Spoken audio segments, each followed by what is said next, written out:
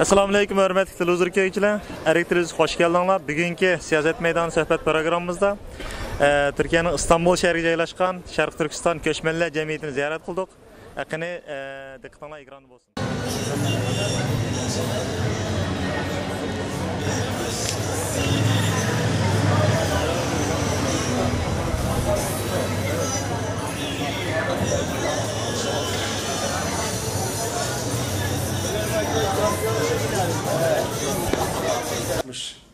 Şahsiyetlerimiz İsa Yusuf Alptekin, Hacı Osman Taştan, Abdülveli Can, son olarak geçen sene vefat eden Doktor Ahmet Türköz kardeşimiz Doğu Türkistan Göçmenler Derneği'ne başkanlık yapmışlardır.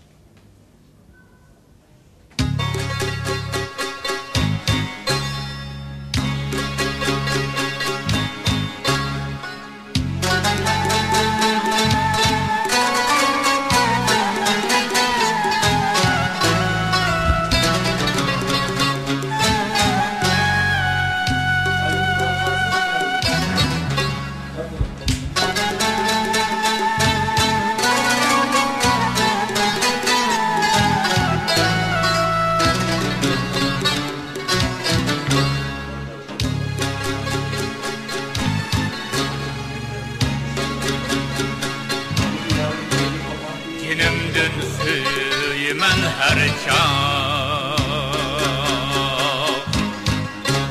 Vətən seni anan değmən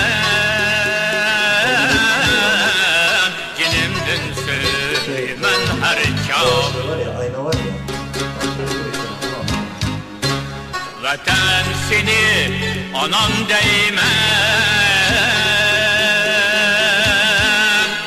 Senin her bir Yârenni bahasıl tut ya değme Bahasıl tut ya değme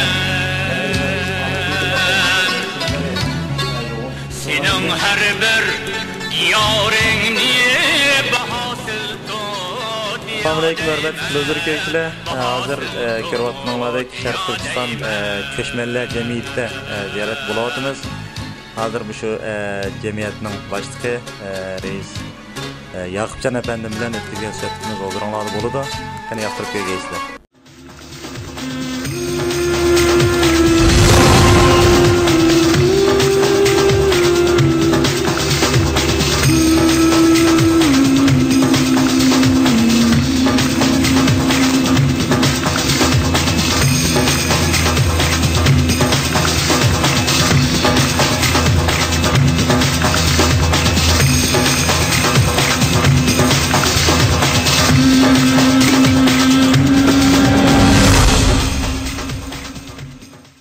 Selamun Aleyküm Sayın Başkan. Aleykümselam. İlk önce kendinizi biraz tanıtabilir misiniz? Evet. Yakup Can, 1960 İstanbul doğumlu. Doğu Türkistan Göçmenler Derneği Başkanıyım şu an. Doğu Türkistan Göçmenler Derneği 1960 yılında kurulmuş. Türkiye'deki ilk Doğu Türkistanlı vatandaşlarımızın, insanlarımızın kurduğu bir dernektir. İlk başkanı rahmetli İsa Yusuf Alptekin başkanlık yapmıştır Doğu Türkistan Göçmenler Derneği'ne. 1960 yılından bu yıla kadar 50 yıla yakın bir zaman diliminde Doğu Türkistan'ın sosyal, kültürel faaliyetlerini bu dernekte sürdürmekteyiz. Doğu Türkistan davası İsa Yusuf Alptekin rahmetliden beri Türkiye'de süregelen bir davanın arkasından gelen biz gençler olarak bu davayı elimizden geldiği kadar istediğimiz nihai hedefimize götürmek için uğraş vermek durumundayız. Bu konuda işte değerli arkadaşlarımızla, dernek yönetim kurulu arkadaşlarımız, akademisyenlerimizle birlikte çalışmaktayız. Doğu Türkistan davasını hür dünyada en iyi bir şekilde tanıtmak için çalışıyoruz. Sayın Başkan, bu Doğu Türkistan Göçmenler Derneği hangi senede kuruldu ve şu ana kadar nasıl bir etkinlikler üzeri çalışıyorsunuz? Doğu Türkistan Göçmenler Derneği 1960 yılında kuruldu. Türkistanlı hemşerilerimiz, Kazak, Kırgız, Özbek, diğer halklarla birlikte kurulan Türkiye'deki ilk Doğu Türkistan Derneği'dir. 12 Nisan 1993'te Bakanlar Kurulu kararı ile kamu yararına çalışan dernekler statüsünde çalışan bir dernektir. Faaliyetlerimiz iyi bir şekilde devam etmektedir.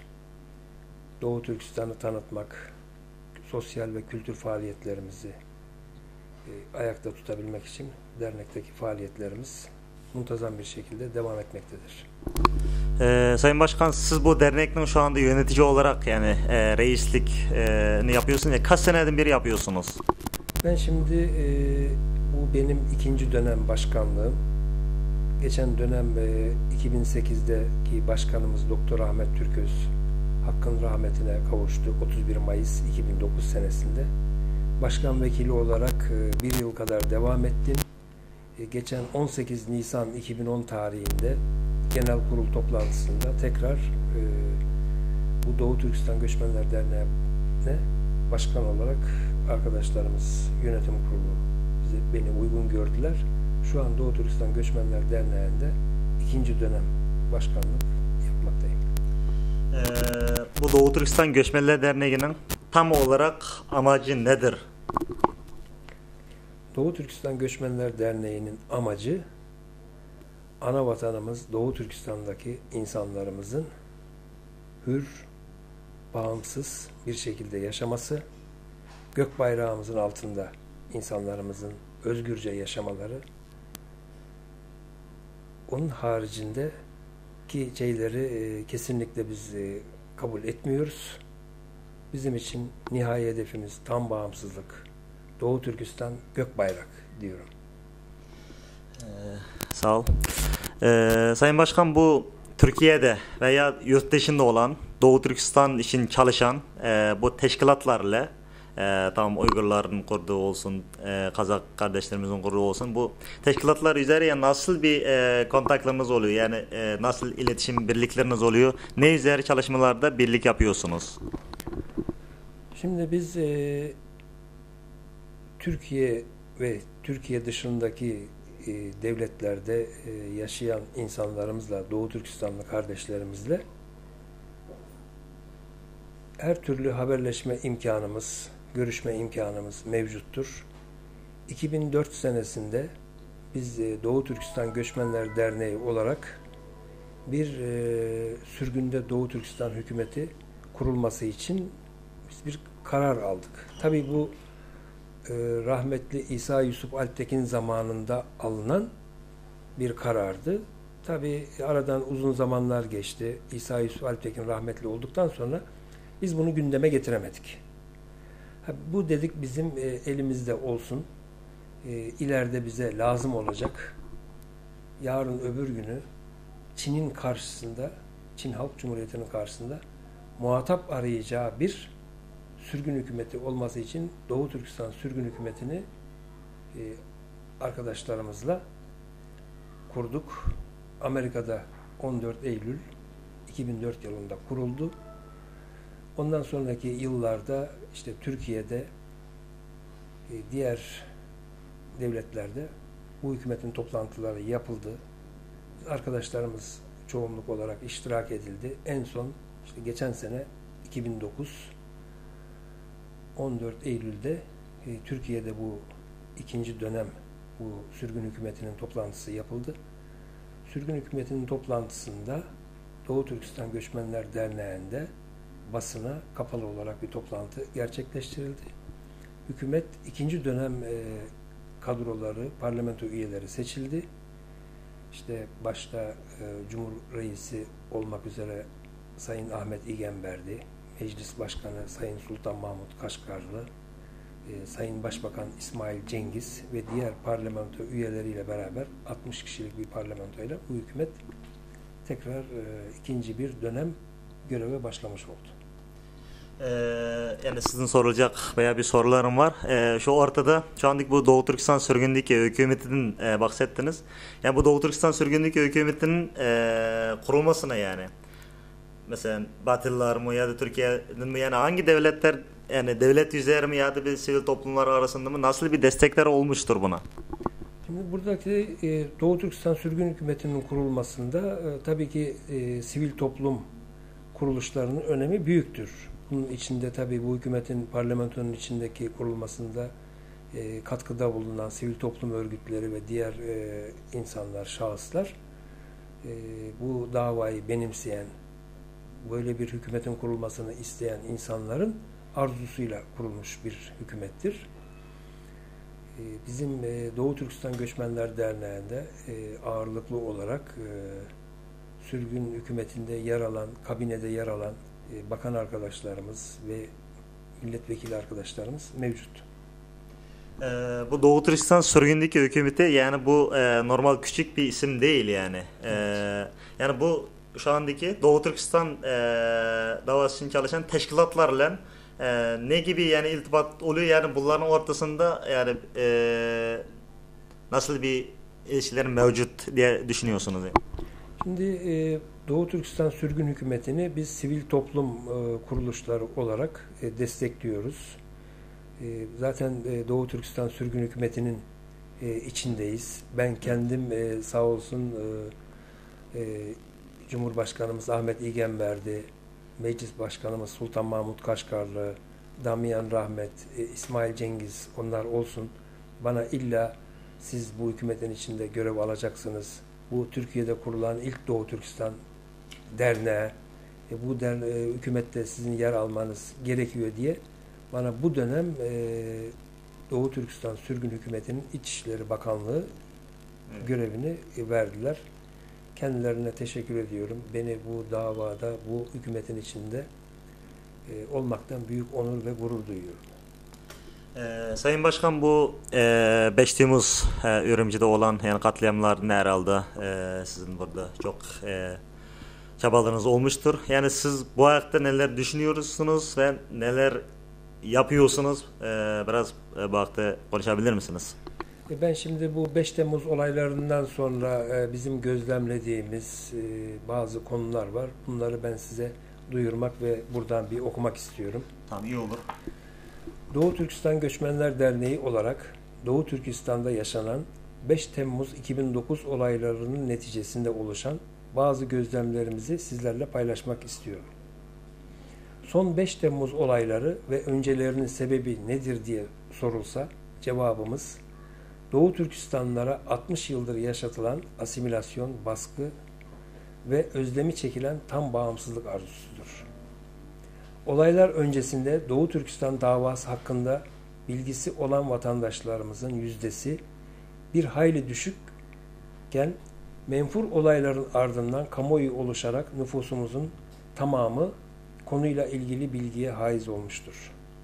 Kamuoyu oluşmadan önce Doğu Türkistan lafzı yerine kullanılan Şincan adı doğrusu olan Doğu Türkistan olarak söylenmeye başlamıştır.